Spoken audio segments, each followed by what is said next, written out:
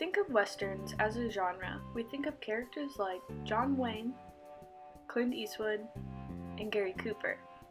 We think of the conflict they face, whether it be from Indians or from outlaws, and we even might think about romance. What we tend to look over, though, is the all-important role that women play in these westerns, and in the West in real life as well. More often than not, people associate the myth of the Western with the history of the West. To quote Gunfighter Nation by Richard Slotkin, "Myths are stories drawn from a society's history that have acquired through persistent usage the power of symbolizing that society's ideology and of dramatizing its moral consciousness. These myths become a part of the history through icons, keywords, and historical cliches," as Slotkin also states. These Western myths get passed down from generation to generation until it merges with the actual history, and it's difficult to separate the myth from the history. In this video, I am looking at the myth of women in Westerns, how they are portrayed, the roles they play, and how they impact the Western hero. Specifically, I will be looking at The Searchers, Stagecoach, High Noon, and Red River. Each of these movies portrays women in a very different light, and even within some movies, they have two very different women who play an important role. To begin, we'll look at The Searchers, directed by John Ford and starring John Wayne. As the title implies, this movie is centered around a search for little Debbie, who has been abducted by the Comanche Indians. At the time of her kidnapping, Debbie is still a young girl, and when John Wayne, as Ethan Edwards, and his nephew, Martin, set out to find her, their search takes quite a few years, and during this time, a lot has changed. At the beginning of the movie, we see Debbie as an innocent and pure little girl. Ethan and Marty hope to find her and get her back the same way. But instead, when Ethan and Marty find Debbie, they discover that she has been almost entirely become a part of the Indian tribe. This is where Ethan's motives shift. He goes from wanting to rescue Debbie and incorporate her back into society to wanting to kill her. Here we see how the worth of women, young girls especially, is greatly based on this idea of purity. Ethan, and many Americans at this time, are faced with dealing with what was a horrible concept at the time, miscegenation. To quote from Maureen Swartz's piece, Searching for a Feminist Western, she states, "It is highly unlikely that Ethan's niece Debbie married Scar. Rather than reflecting historical reality, this focus within the film, and films of the Western genre more generally, speaks to one of the paramount fears within American society at the time, miscegenation." Here we see the perpetuation of the myth in The Searchers. To Ethan and the audience most likely, Debbie loses her value once she became integrated into Indian life for fear of sexual impurity. To analyze another woman in The Searchers, we can look at Debbie's mother, Martha Edwards. Martha plays the stereotypical white domestic housewife. She serves to complement her husband, as well as Ethan, by being meek, passive, modest, and silent, as Schwartz also states. Martha is the perfect woman according to the Western standards. Martha does not seem to have much of a role aside from catering to her family and guests and tending to the house. As we can see through The Searchers, if the women do not live up to the standards set by the white male hero, they are instantly devalued and seen as less than by society.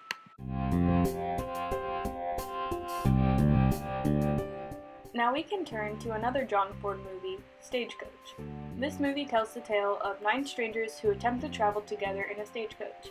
In this movie, there are 2 very different yet important portrayals of women through Dallas and Miss Mallory.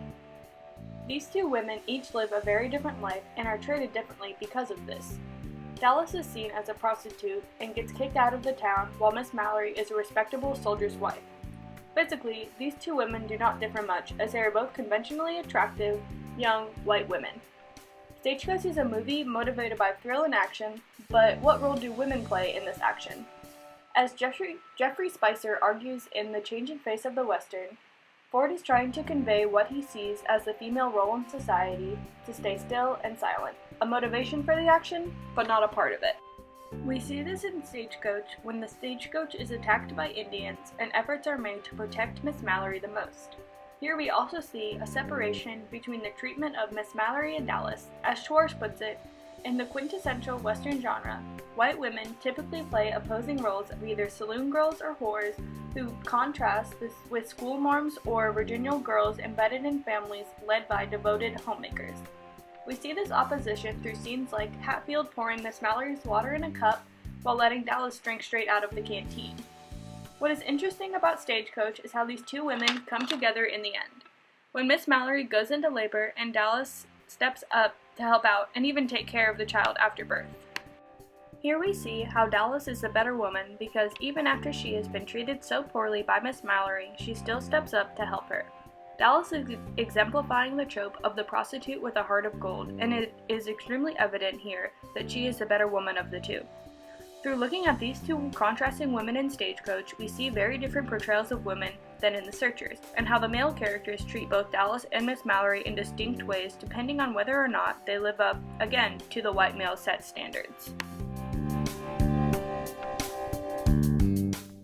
While still looking into the idea of contrasting female characters, it's crucial to look at Helen Ramirez and Amy Kane in High Noon. In High Noon, we see a Quaker woman, Amy, marrying the sheriff. When they discover trouble coming to the town, Amy wants to avoid it and not resort to violence in order to keep with her Quaker beliefs. Here we see something interesting. We see Amy standing up for herself against her husband, Will. Instead of remaining silent and passive, Amy stands tall in her beliefs. It's during this argument that Amy looks to Helen for advice and counsel. Helen Ramirez is a Mexican-American woman, and through her dress, hair, and overall appearance, she shows a stark difference between Amy, who is seen as glowing in all white. As Gwendolyn Foster puts it in The Women in High Noon, neither character corresponds with the codified behavior of the dichotomized female of the Hollywood Western. When we think of the stereotypical portrayal of women in westerns, we think of Miss Mallory or Dallas and their conflict. Yet in High Noon, we see none of this. We see Amy and Helen come together and help each other instead of the expected arguments and catfights between the two. It is also expected for Helen to be a prostitute in order to contrast Amy's purity.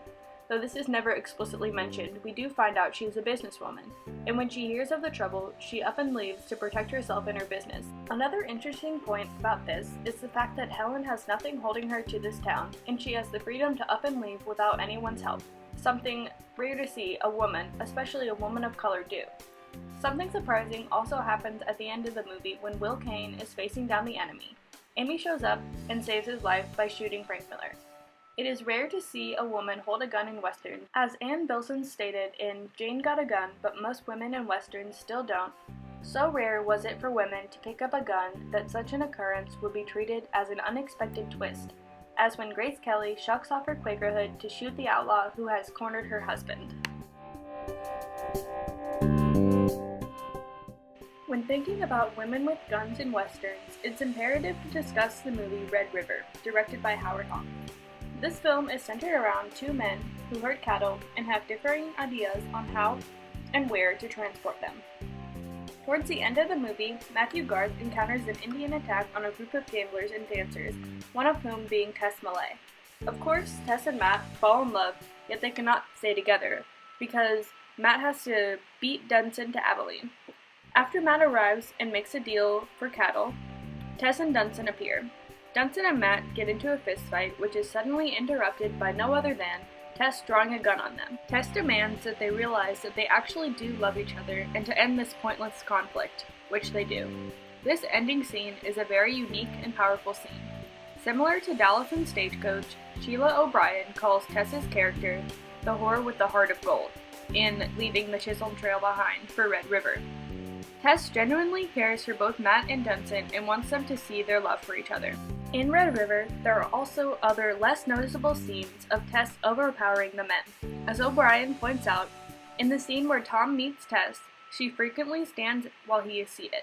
Even when both are seated, the camera angle is arranged so that Tess's head remains higher than Tom's. It's these little actions and the framing of shots that lets the audience know that Tess is an important character. We see these shots looking up at Tess again at the end scene with the gun. The audience is looking up at Tess and basking in her power. Here we see a very different representation of a female character than we had seen before in other films. We see a woman stand up to powerful men and not show fear or submission in their presence. Here we have looked at 7 different women in notorious westerns. We've seen Debbie and how her othering makes her less valuable to white society, and Martha, who exemplifies the ideal woman, passive and domestic, in The Searchers. We've seen the contrast of Dallas and Miss Mallory in Stagecoach, and how each woman is treated differently depending on whether or not they meet the standards of the time, no matter their actual personalities. In High Noon, we also see contrasting women, yet here, we see how this female relationship can be beneficial to both parties.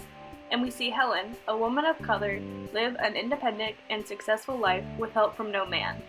And finally, we see Tess in Red River take charge like no other woman we've seen before, through violence, yet still out of love for both Matt and Dunson.